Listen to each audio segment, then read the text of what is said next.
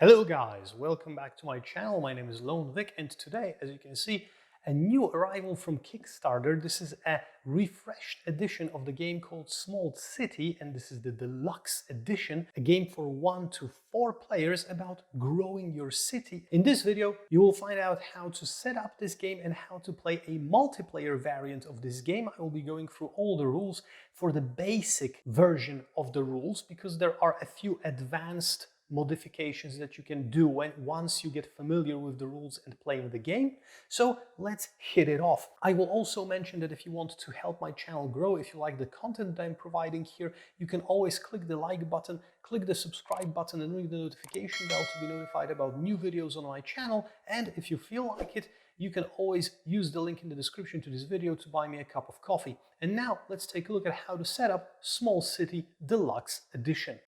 So guys, this is the basic, biggest elements from the box right now set up on the table. Now, there is the main playboard, and it has a basic and advanced variant which differ with this iconography here on the bottom the most. So in this advanced variant, you've got an additional price over here under those columns in this case, and also the star that shows that this is the advanced variant.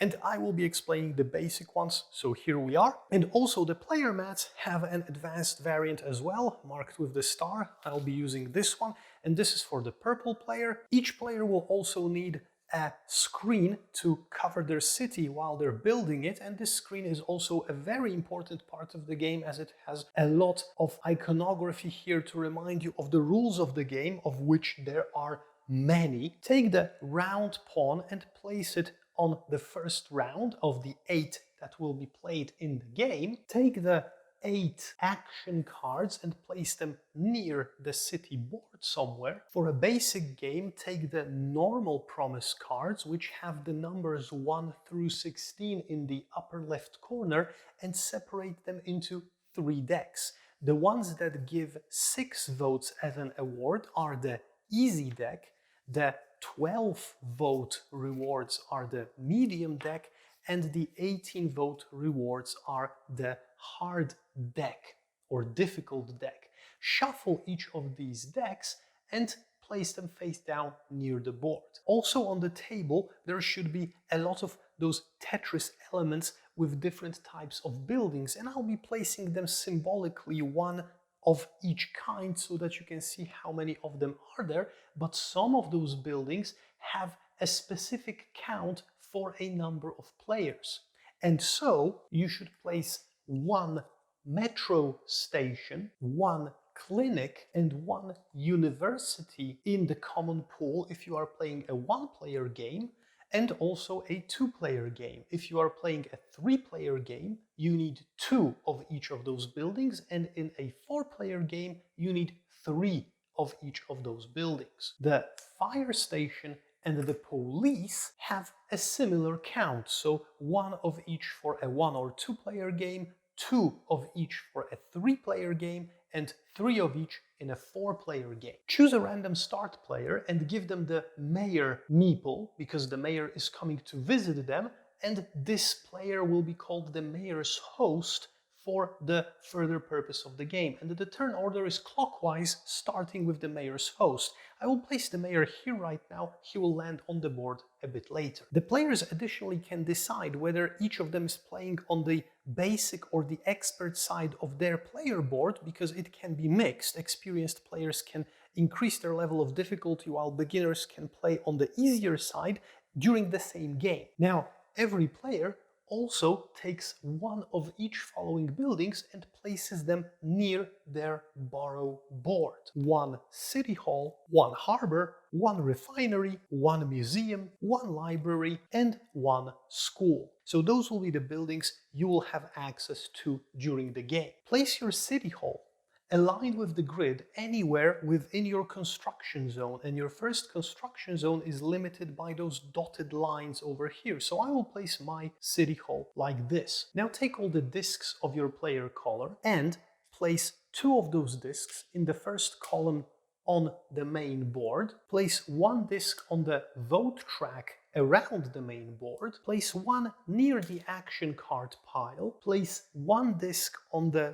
borrow size limiter, which shows you where is the limit, which line is the limit of your borrow size, and place two discs on both zeros of your pollution track on your borrow board. You also have 22 meeples depicting your citizens, and you place 3 of them on the available spaces on your city hall. You place 11 of them in your career center over here above the pollution board, and the remaining 8 somewhere on the table in a common reserve pool. You provide the players with the money according to the turn order. The first player, so the one who is the mayor's host, receives $4, the second and the third player $5, and the last fourth player in a 4-player game $6. There we go. Each player draws one promise card from each difficulty deck, takes a look at them, and keeps only one of those.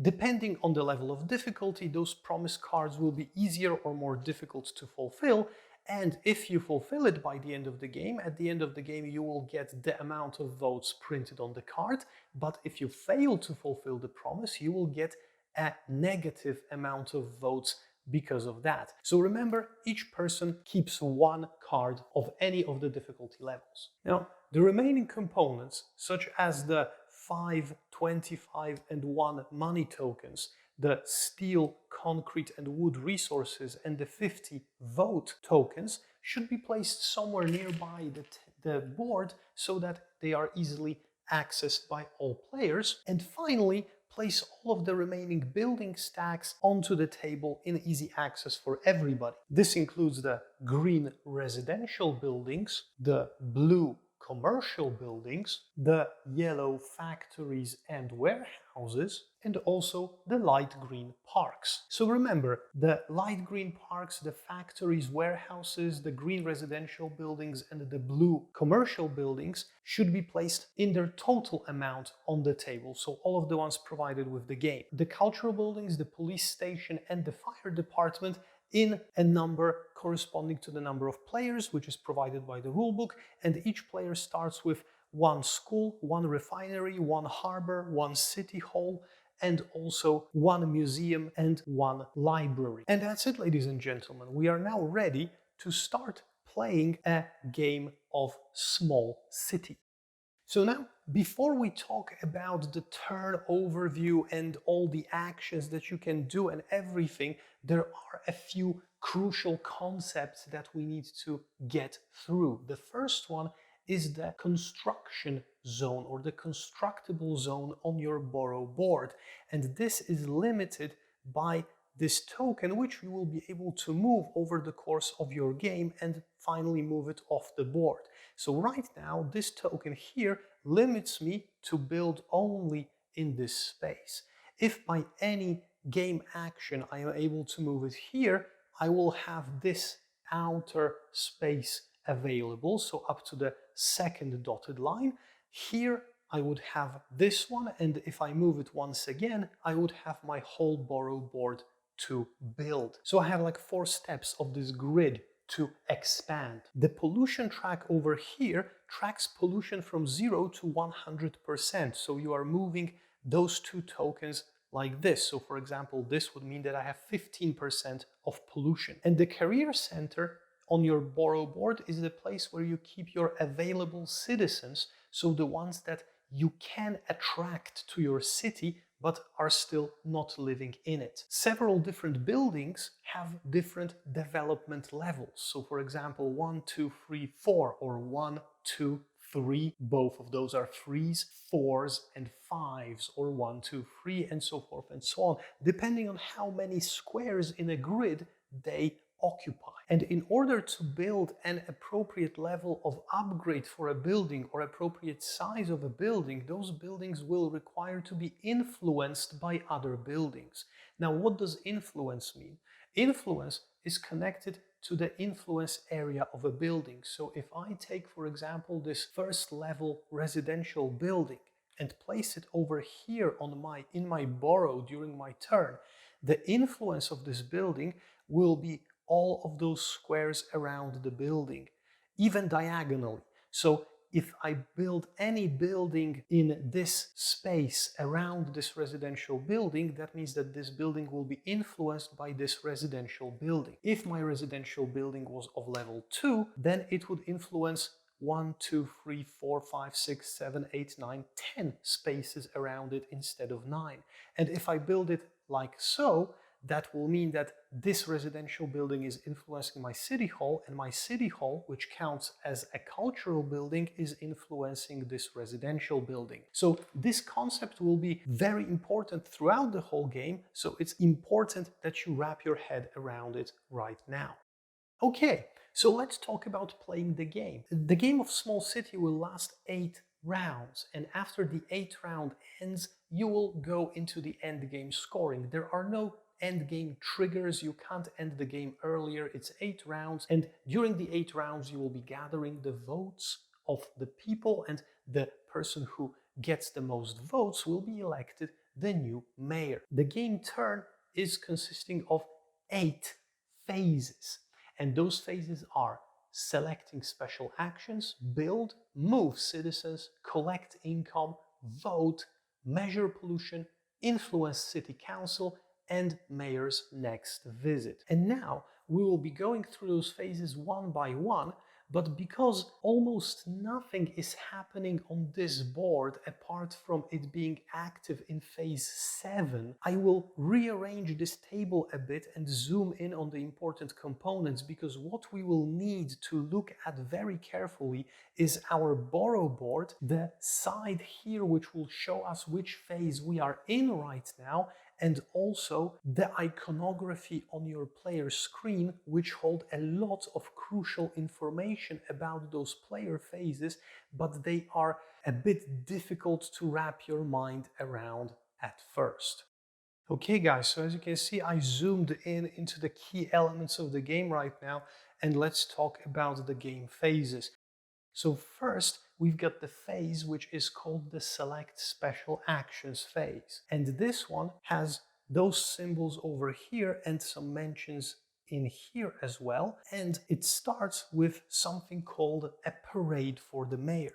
So the mayor's host, the person who is the first player and who has the mayor meeple, will have one of their streets occupied by the mayor's parade. And all the other players in the game have to agree together where to place the mayor within the constructible grid of that player. And this mayor mini is placed on a street, so on a line on the grid, and this will tell you that this player won't be able to build in the 2 neighboring squares of this grid. So for example, here and here in this case, or here and here in this case. If there is no legal way to place the mayor within the constructible grid because of the buildings already present, you place it outside the constructible grid on the next closest street. If this is not possible because all of the grids are being overbuilt, then the mayor doesn't land on the board and doesn't interrupt the construction in any way. If the mayor is being held by the same player for the next turn, he stays in the same place he was previously, and if the players cannot decide where to put the mayor's parade for the player who's hosting the mayor, the previous mayor's host has the deciding vote. So let's say that my mayor is being placed here on the side where he won't interrupt me too much, and then after the parade for the mayor, you have to choose a special action for the round. And this is done by shuffling these 8 action cards and distributing them in a circle on the table. So I will place them like so for now, and once the 8 cards are distributed, you flip them like so, and the player who is the mayor's host, so is the first player for the round, takes one of those cards using the action marker that was set aside next to this special actions deck. And those cards will have different effects, which I will discuss in just a moment. But the rules here of the selection are that if the first player selects, for example, this card, then the next player, let's say that this is the orange player, has the right to select either this or this, so one of the neighboring cards for free, or if they want to skip one card, they need to pay $1 for each card they skip. So for example, if I, as a purple player, chose this card, then the next player can choose this and this for free, this or this for $1, this or this card for $2 of skipping, and this card would cost them $3. So if the orange player will skip one card and go here, then the next player in turn, who is, let's say, the blue player, would have to select starting from here. So this and this card would be for free. This card would cost him $1 because you have to skip one. This doesn't count as skipping because it's already occupied, so this one would cost $1 as well because you're skipping only one card, and these two would cost him $2. And you select cards until everybody has selected one and paid for it or not. So now let's go through those cards in detail and let's see what they do exactly. So first we have the opponent card, which has completely no effect. So if you take this, that means that you either didn't have the money to take anything else, or this was the last card that you could take. This card is the Urban Planner. And the person who chooses this action can immediately move the disk of their borrow one space to the right, thus increasing their constructible grid. So this can be done for free while taking this card. This is the supporter. The player who takes this can immediately take $1 or 2 votes, meaning 2 victory points. This is the mayor. The player who takes the mayor card will be the mayor's host, so first in the turn order, starting with the next round. This is the city councilor.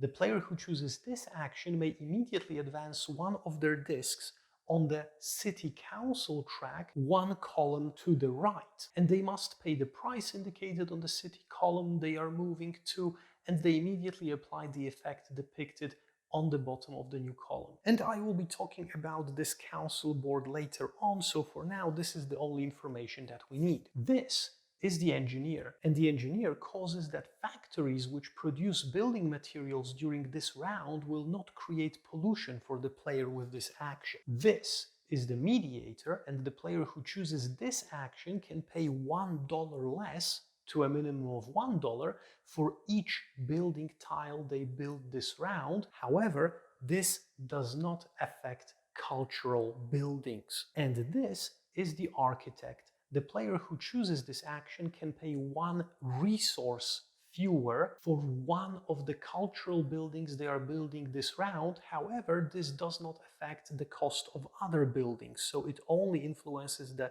red or pink, however you might call them, cultural buildings like these over here. So each of these special cards will influence a different phase of the game, and sometimes here on the screen you have a reminder of that. As you can see, the mayor card miniature image is over here, which reminds you that if you've selected the mayor, then you have to hand over the mayor token from the next round to the next person, or you will take the mayor token for the next from the other person. You've got the architect's miniature here, which reminds you that there is a rule connected with this card about the pink cultural buildings. You've got the mediator miniature picture here, which reminds you that there is a rule connected with the other buildings over here.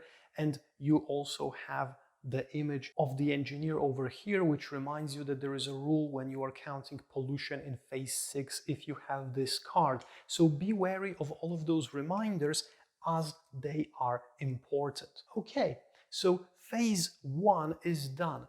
We've placed the mayor, we did the circle from the special cards, selected the cards and selected our actions. Some of them were immediate, some of them will be introduced in later phases. Now it's time for the longest phase, which is phase 2, which is called building. Now, there are a few general building rules, and then there are rules for special types of construction that you can make. Tiles that you place on your board within your construction grid usually cost $1 per each space they occupy, which is mentioned here with this cost, $1 per space. This doesn't include the cultural buildings, which have a totally different cost. But other than that, all those tiles, so for example, this residential tile would cost you $2, and this commercial tile would cost you $4. Now, there are two other price tags mentioned here, which mean that the harbor tile, which every player has one of, costs $2 because it has only two normal spaces and two of them are water, which cannot be used. And also, for $0, you can build a warehouse, which means that a warehouse is built for free every single time you build a factory, which is a yellow token. So those are the graphical representations for the pricing rules in general. Now, usually you will be building each of those buildings, so the residential ones, commercial ones, or industrial ones, or even parks, starting from their level 1 size. And we'll be talking about all the rules for the buildings once we are going down those iconographic hints over here. But you can also start building from the second or third or fourth level of a building type without having the previous ones on the board. So immediately building a bigger one, but this will work a bit differently and I will be mentioning it as we go. So let us start from the very top. Over here, you have this reminder that this is the second phase in which you add buildings to the city, and you've got your reminder about the influence over here. So the type of building added and the type of influence required, and all the rules that are mentioned here will count in phase 2. So let's start with the residential buildings. So a residential building of size 1, as you can see, has no requirements when it comes to influence, and it has this arrow. That means that if I build this building anywhere on the board and pay $1 for it, because it occupies one space and I have to pay $1 per space for building a building, this means that automatically one citizen from the city hall moves into this residential building for level 1. But this doesn't happen if you build a level 2, 3, 4, or 5 building in your city, only for level 1s, and this arrow is here to remind you of that. So this building is now occupied by a resident. Now, if you would like to upgrade this level 1 residential building to a level 2 residential building, this level 2 residential building would have to be influenced by at least 2 cultural buildings. There is no requirement for level 1, but for level 2 there is. So if I wanted to upgrade this level 1 into a level 2, I would have to have 2 cultural buildings after upgrading, which would influence this building. So right now, if I put a level 2 over here, only the city hall, which counts as a cultural building, would be influencing this tile, so this is too little. But if I had a school, for example, over here, then I would have right now my conditions fulfilled, and I would be able to upgrade this level 1 residential zone into a level 2 for free, and the inhabitant would also be moved over here. The only thing is that you cannot upgrade a building on the same turn that you build it. So right now I broke the rules a bit to show you what's going on, but if this residential building was built in the previous turn, in phase 2, so in the construction phase of the next turn, I would be able to upgrade it for free. And a level 3 building of the residential kind requires 3 cultural buildings to be influencing it, and a level 4 requires 4, and so forth and so on, as suggested by those 3 dots over here. So you always have to think of the future residential influences in this case. Additionally, this iconography at the bottom reminds you that residential buildings cannot be influenced by factories and refineries, and vice versa. So you can't build those buildings neighboring each other. You have to plan out your city accordingly.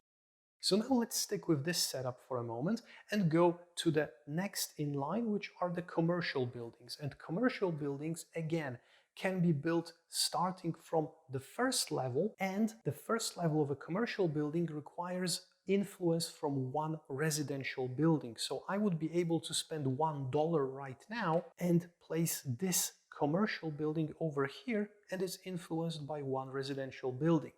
If later I want to upgrade it to a level 2, I would need influence from 2 separate residential buildings, no matter their size, and so forth and so on. Factories also start from level 1, but as you can see, only level 2s and 3s have any requirements. So a level 1 factory can be built anywhere by paying $1, and immediately after you build a factory, you have to build a warehouse in the influence area of this factory. And that's every time, and no matter what size of factory you build, each factory must have a warehouse. So level 1's built for 1 and the warehouse is built for 3, as mentioned here, 0 for a warehouse. Level 2 factories must be built neighboring a harbor or a refinery. And level 3 factories must be built neighboring a harbor and a refinery. So they have to be influenced both by a harbor and a refinery. So that's how you will be upgrading this level 2 and level 1 into level 2 and level 3. They will require refinery and harbor in their influence zone. So I will leave these here. And now let's stop here for a moment and talk about the upgrade action. So in general, the upgrade action is free for any building that fulfills the conditions and wasn't built in this round. So in the next round, I would be able to upgrade some of those buildings for free, and you can do it even 2 or 3 times. So you can upgrade something to level 2, and if this level 2 will fulfill the requirements for level 3, automatically you can then increase it to level 3 and so forth and so on. But you might also decide to build a building of level 2 or 3 immediately onto the board without upgrading. But then this would mean that, for example, let's do a hypothetical move here, like so. So let's say that my situation on the map is like this, and this would mean that if I want to build a level 2 instead of a level 1 immediately on the board, one space of this tile would have to fulfill the influence conditions. So in this case, one of those spaces fulfills the condition of being influenced by 2 cultural buildings. When you are upgrading, the whole tile has to be influenced by 2, but if you want to build it immediately, not only will you pay 2 in order to build it, but also it will have to have a stricter influence requirement in order to be built immediately on a higher level. So this is a bit tricky to understand and figure out, but as you play the game, it will get more familiar and more simple. You can have 3 build actions during the second phase of the game, so you can build 3 buildings. So I've already done 1, 2, and 3. I've added this one as a hypothetical to show you something, so I will take it off the board, so I get 3 already built. But then you can also build those cultural buildings, and these have no requirements when it comes to their influence levels themselves, but in order to build them, you need to spend resources from your warehouses that were produced by factories or resources that you keep in your city hall in the amounts listed here. So schools cost you 1 wood, the library costs you 2 wood, and the museum costs you 2 wood and 1 stone or concrete, and then the metro station costs you 2 wood and 2 concrete, and then we go into the steel with the bigger buildings. And this is basically the cost that you need to pay, because you don't need to pay money for those buildings. Now, additionally, you have this table here for buildings, which reminds you that you can build a refinery, a harbor, a police station, a fire department, and the cultural buildings in the amount of 1 per player. So you can have only 1 building of this type, of each of those types, on your player board, and if you demolish it, you cannot have a new one. So if you've already built a school and then you demolish it for some reason, you throw it out into the box, but you won't get access to a new school. And talking about demolishing, I mentioned that you have 3 build actions during this second phase. You can replace one of those 3 build actions with a demolish action, and you will need to pay $1 per space the demolished building occupied, and you will have to increase your pollution by 1 per each space that building occupied, and then you can demolish that building. Harbors and refineries are required in order to fulfill the conditions for the upgrades of factories. Cultural buildings are required for upgrading residential areas. Residential areas are required to upgrade commercial areas, and the fire station and the police station have special skills or abilities or effects that are described in the rulebook, and I will be only mentioning them when needed during this explanation. I won't be going through them one by one. All the cultural buildings also have some special effects that can be triggered once a meeple is placed on a space next to this effect. So for example, if you place a meeple here, you'll get 3 votes.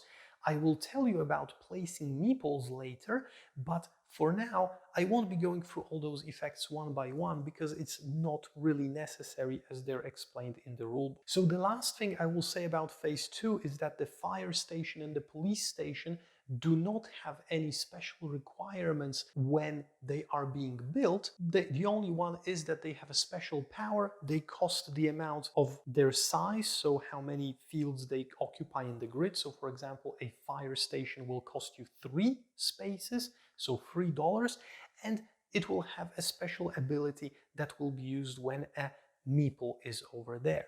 So once you've built your 3 buildings or 2 buildings and demolished one and upgraded anything you wanted, you uncover your player screen from your borrow because all of those actions are being done in secret, and then you update all the other players around the table on what you did in your borrow so that everybody can control whether all the moves are being done legally. And one last thing, I totally forgot about the parks. Parks also cost 1 per space they occupy if you want to build them. They can be placed in any influence areas, so you can place them wherever within your legal construction grid, and parks cannot be upgraded. So that's the only thing. If you build a level 1 park, that's how it looks and that's how it stays. It's a level 1 park and that's it. So now let's move to the phase 3, which is the phase of moving the citizens. And phase 3 has 2 steps, as you can see over here. And this also mentions that there are 3 ideas which are important in phase 3: the cultural buildings, the police stations, and tourists. Now, each of your citizens must move to a new space, so they can't stay in the same space, except citizens in residential zones, so like this one, and citizens who are activating tiles with special powers, for example, a police station or a university. So those citizens can stay, but you can move them if you want to. However, citizens who are in factories or in commercial buildings will have to move to a new space. And there are many rules when it comes to moving citizens. So for now, let's forget about the citizens in your city hall because they will be moved later. And right now, I will say that I want to move my resident into this factory. And this is it. This is my one move. But if I had a few more citizens in my city, so let's hypothetically say that I would have those guys right now in my city, and this was my situation in this turn, these 2 would have to move somewhere because they can't stay in the same commercial or factory building for the same turn. One excess citizen would have to go into the city hall. You can't willingly go back to the city hall. You can only place excess citizens here, and if your city hall is full for some reason, then they go back to the career center and you'll have to attract them again. They just leave the city. So now I have 1 space free, and you think I would move this citizen over here, but you can't. Because you can't occupy a building that was occupied at the beginning of this round with a new citizen. So basically I have to move this guy, but I can't move him here again because this building was already occupied by somebody else in this turn. So those 2 buildings are, let's say, tapped for this turn, and I have to move him somewhere else. So I can move him back here to the city hall, but there is also an option to send him as a tourist to the player on your left or on your right. Each player can send 1 tourist to a neighboring player. And if you have the metro station built, the number of tourists that you can have is increased to 2. So right now I could move this guy from the factory to another player's area, and that tourist would earn me, for example, I would move him to another player's commercial building or another player's factory, and that player would produce that resource for me, and I would occupy this factory or commercial building for the other player so that they can't benefit from it. And also those tourists will have other benefits. So let's say that I've moved this tourist away to a city of another player right now.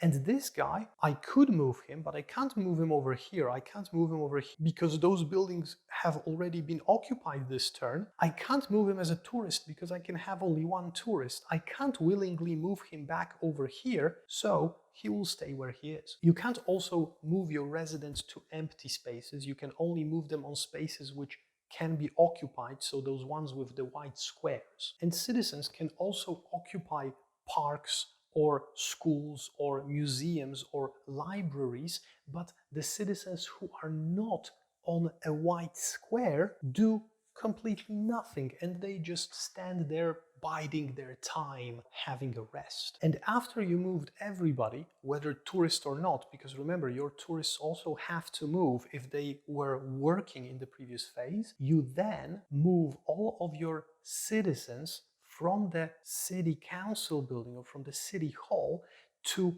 empty level 1 residential zones in your borough. So right now I've got only one residential borough of level 1 and it's already occupied. But for example, hypothetically, let's say that I had another residential borough over here, and let's do it legally. So I had it built like this, so it's influenced by 2 cultural buildings a few turns ahead. And it was still my movement. I could have moved this guy over here to this new residential borough, and then I would have this one empty. So one guy would move into a level 1 residential space. So right now with this, only level 1 residences are being occupied by citizens that arrive into your city. So those guys are not in your city yet, but they have arrived and they're waiting for their opportunity to occupy a level 1 tile. And then you can attract new ones from the career center using this iconography, which means that for every empty factory that you have in your city, you can attract one into your city hall from your career center, barring that you have empty spaces in your city hall. So I've got one empty factory, I attract one guy over here. Okay, so this is phase 3, and this is the end of the very long phases. Right now, let's talk about the short phases that will work for our benefit, because we'll be rushing through this film right now. Okay, and I forgot about one thing. This iconography means that right now, in this 3rd phase, the metro station, if you have it built, allows you to send 2 tourists instead of 1, and the police station, if built, prevents any tourists from appearing within the influence zone of the police station when it is built or when it is being activated by placing a meeple here. So every time you activate a police station, the police pushes out tourists of other players because, well, it's not a good thing to have tourists in your city, as you will see. And now let's move to phase 4, and phase 4 is described over here, and this is the phase where you collect income for your tourists from your commercial buildings and from your factories. And I don't know why, but this information is in phase 3, but each tourist that you have in your city, so each maple of another player, gives you $1. So it will benefit other players as well, but for you, it brings income because it's a tourist. So you will earn $1 for every tourist in your city. And then for each commercial building, you will earn, depend on the action space on this commercial building. So let's take a look at those different spaces. If this space is occupied on a commercial building, it will give you $1. If this space is occupied on a commercial building, it means that you can exchange a building material for money. And then you see how this goes. So wood gives you 2 money, concrete gives you 3 money, steel gives you 5 money. So you can take it from the warehouse and exchange it for money. If this space is occupied, that means that you can purchase votes for cash. 1 cash gives you 2 votes, $2 give you 3 votes, $4 give you 5 votes. And if this space is occupied on your commercial building, you can exchange your building materials to votes directly. Steel gives you 7 votes, concrete gives you 5, and wood gives you 3. So in this case, I could earn $1 if this building was occupied. Factories work similarly. So basically, factories can have different spaces that produce wood, concrete, or steel. And this wood, concrete, and steel has to be placed on the warehouses. And if you don't have any spaces in the warehouses, you have to place it on empty spaces in your city hall, thus occupying it for any newcomers. So you can have only 4 meeples of anything here. And if you can't place it anywhere, you just waste this resource and you don't get it. Your tourists, if they are in another city, they also earn you the income from the building they occupy, if they occupy a commercial building, or they can earn you a resource if they're occupying a factory, and this resource has to also be stored in your warehouse or in your city hall. And if you don't have any room for that, it will be stored in the opponent's warehouse and the opponent will be able to use it. So, well, you basically make them a present. Okay, so next we've got phase 5, and this is a voting phase. And in phase 5, you take a look at this iconography, which will help you. If your university is built and is occupied by a meeple, you get 3 votes. If you have a residential area of size 1 and it's occupied by a meeple, you will get 1 vote. If you have residential areas which are bigger than 1, then the number of residents determines the number of votes. If you have a residential area with 1 resident, you get 1 vote, 2 residents in a residential area. So for example, if I had a second meeple here, would give me 3 votes. 3 residents in an area is 6 votes, 10 votes, 15 votes, because 5 is the largest residential area that you can build. And you tally up the points and move up on the score. Then it's the 6th phase, which is the pollution. And now pollution is being generated for every single resident in your city, except those in the city hall and the ones in the cemeteries. So right now, my 2 citizens would generate 2 pollution. And also, pollution is generated for each factory that produced a resource this round, whether you've collected it or not. And remember that there is a special action that can cancel the pollution from factories if you have this card, which is reminded here. And now, the trick is that you increase your pollution by the number that you've generated. And anytime any player around the table crosses 10% of pollution, then the dying starts. So if somebody has already crossed 10, then after calculating the pollution and increasing your pollution, you look at who generated the most pollution during this round, and that person has to kill 1 of their citizens. You are allowed to choose a tourist in your borough as the citizen who dies, so you can basically kill off somebody else's citizen who is in your city, or you have to choose 1 of your own. You cannot kill citizens who are in the city hall because they are still not legally in your city. No matter if you kill a tourist or your own citizen, barring the ones from the city hall, they go into a cemetery. If you don't have any cemetery yet, you take the citizen you've killed, you place him on the side in an empty space, and that space becomes a cemetery. And then the next citizen you have to kill in a future round will expand the cemetery by 1 square into a neighboring square. And you have to do it if you have space around the cemetery, growing it bigger. If you don't, and you have to kill somebody, you'll start with a new cemetery.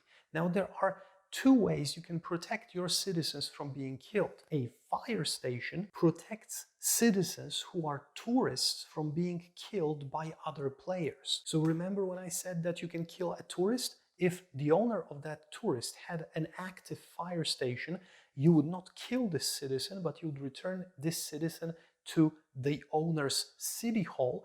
And if that city hall was full, you would return it to the owner's career center. Now, hospitals or clinics prevent you from killing your own. So if you have an active clinic, which is this token, and you would have to kill your own citizen due to pollution, you'd basically don't. One last thing is that parks reduce pollution by the spaces they occupy. So if you had a park built over here, this would reduce pollution-free spaces no matter if there's a citizen here or not. Parks always reduce pollution by their size. So you calculate the pollution by your citizens, active factories which produce something this round, and reduce it by the number of park spaces. And then we come to phase 7, which is the influence the city council phase.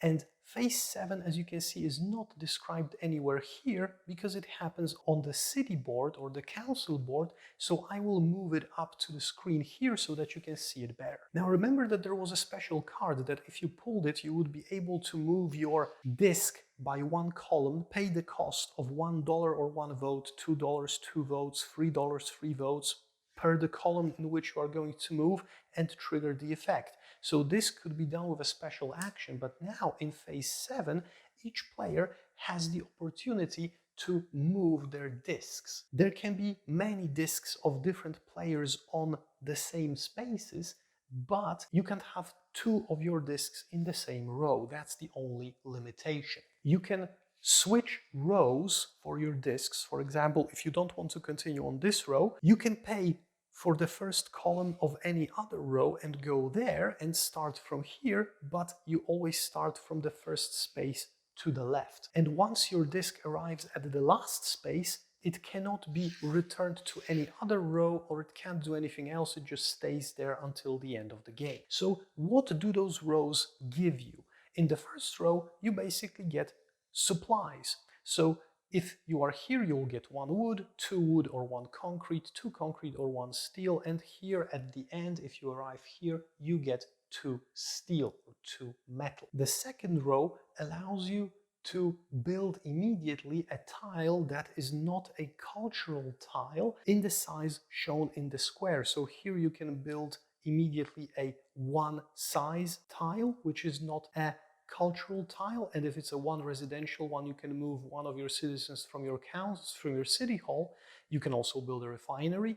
You can build a size 2 tile or a police station or a harbor. You can build a 3 size tile, or you can build a fire station. You can build a 1, 2, 3 or 4 size tile, and you don't need to respect the influence requirements of the built tile, while here you have to. So here you can place this tile totally anywhere. And here you can move citizens from the common reserve into your city hall, and if you don't have place in your city hall, they will go into your carrier center, 1, 1, 2 and 2. And the 8th and final phase of the round is advancing the round tracker and passing on the mayor to the player who had the mayor special card. And then we do everything once again. And once the 8th round is complete, ladies and gentlemen, we have the end of the game. And in the basic game, the scoring is very easy. You reveal the promise card that you had, and if you fulfilled it, you get additional votes. If you didn't, you deduct the number of votes. You subtract your pollution level from the new total, and the person with the most votes wins the game. The advanced rules described in the rulebook have a few other twists into the game and a few other twists into the scoring, but we won't be getting into that in this video because it's long enough as it is.